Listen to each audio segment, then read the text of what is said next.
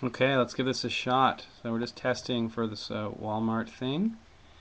Um, Hi, I'm Graham Hill, founder of treehugger.com, now part of Discovery and its Planet Green channel and planetgreen.com sites. The sites get close to 5 million people a month, and despite the name Treehugger, we are very much pro-business, pro-science, and apolitical. Please visit treehugger.com and planetgreen.com and sign up for a newsletter. So, what are greenhouse gases? In short, they are a bunch of different gases that form a blanket in our atmosphere, and in so doing, keep some of the heat from escaping into space. A certain amount of greenhouse gases are great. After all, without them it would be too cold for us to survive. A blanket is a nice thing to cover yourself with at night, but when it gets too thick, it can make it really uncomfortable. 2 points. While a couple of degrees it may not sound like much, think about the difference between 98.6 and 101. It's the difference between feeling great and feeling like hell. Secondly, these few degrees are the global average. So some places will get colder, some will stay the same, and some will get hotter. A colder winter in one area doesn't prove anything. This is about the Earth's average.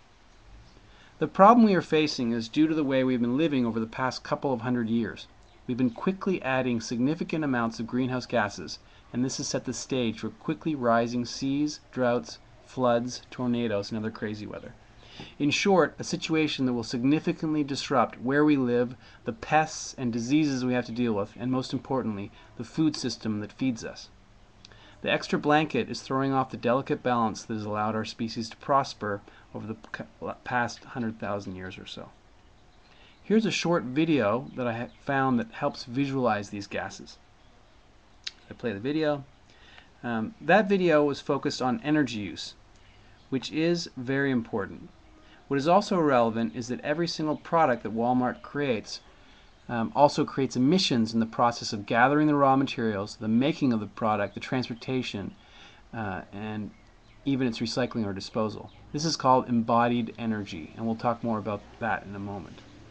The Earth can naturally sequester carbon over time in its oceans and soils. The problem is we essentially have a carbon budget, and we've been over budget for many, many years, not realizing it. Our challenge now is nothing less than redesigning the way we live on this planet in order to ensure that we can stick around. This isn't about the planet. It would do just fine without us. This is about our species.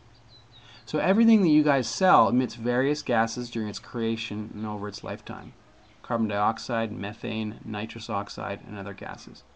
Most of these result in some way or another from us mining the earth and then burning them for energy. We need to figure out how to live low carbon lives. And being the world's largest retailer or one of its suppliers, you're in a tremendous position to drive this forward. The silver lining is that once you take a step back and look at how your products are made, you generally realize all sorts of opportunities, not only for improvement of the products and greenhouse gas reduction, but saving money.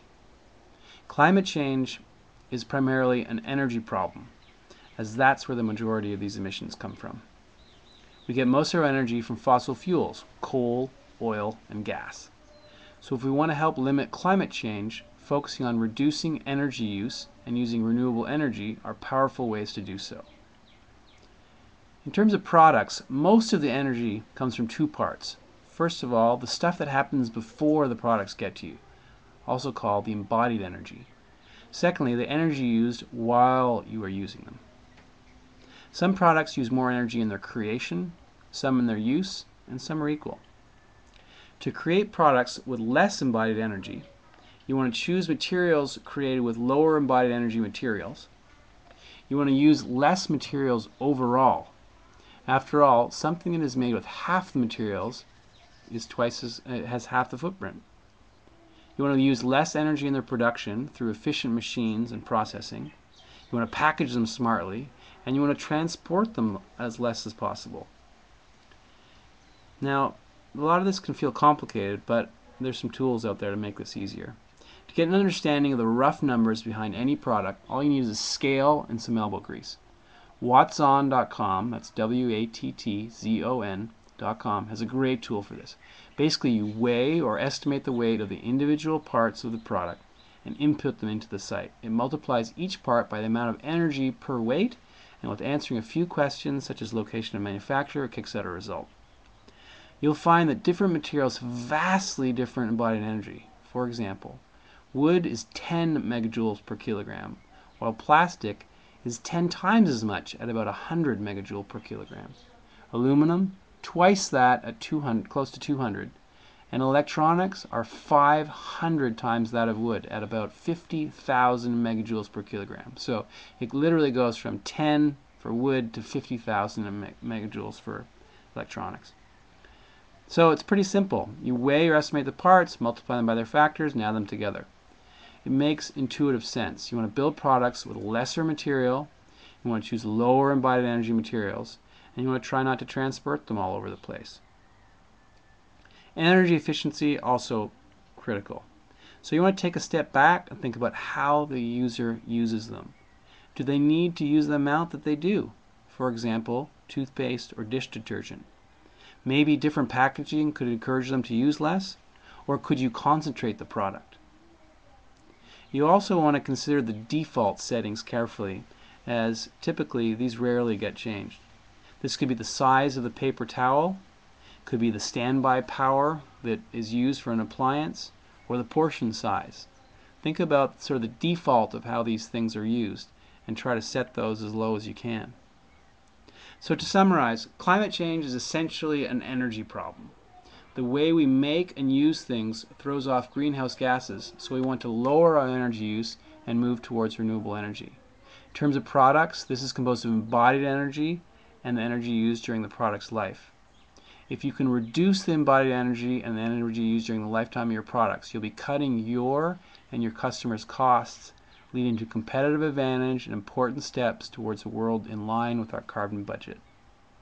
While people like myself get a lot of props for focusing our lives on the environmental challenge we face, the reality is that people like yourselves can do much, much more towards making a real difference.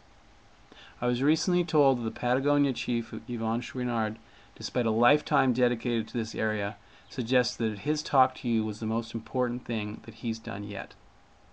So come on, Walmart. This is the problem of all problems, and you're in the driver's seat. Thank you.